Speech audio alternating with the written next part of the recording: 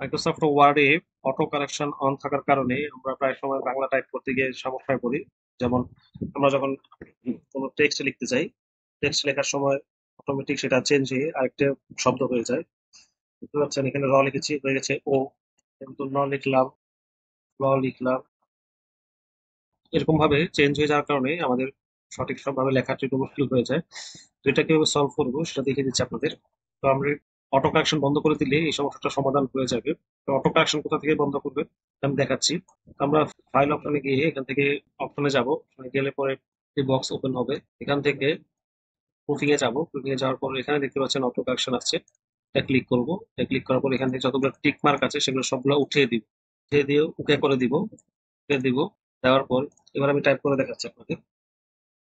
দেখতে পাচ্ছেন এবার টাইপ করার ফলে যেগুলো পূর্বে চেঞ্জ হয়ে যেত এগুলো এখন আর চেঞ্জ হচ্ছে না, অর্থাৎ অটো কারেকশন অফ করার কারণে এটা এখন হচ্ছে না। তো আসলে ইংরেজিতে যখন আমরা টাইপ করি তখন অটো কারেক্ট হয়ে যায় শব্দ। তারপর প্রথম এই ইংরেজি বর্ণটি অটোমেটিক ক্যাপিটাল লেটার হয়ে যেত, এর কারণে ইংরেজিতে যখন ইংরেজিতে এটা হওয়ার কারণে বাংলাতেও শব্দটা চেঞ্জ হয়ে যেত। আপনার যদি মনে হয় অটো কারেকশন চালু রাখলে আপনার জন্য সুবিধা, সেটা আপনি চালু রাখতে পারেন। যদি মনে হয় যে না রেগুলার বাংলাতে টাইপ করবেন, এটা অফ রাখলে ভালো হয়, সেটা আপনি অফ রাখতে পারেন।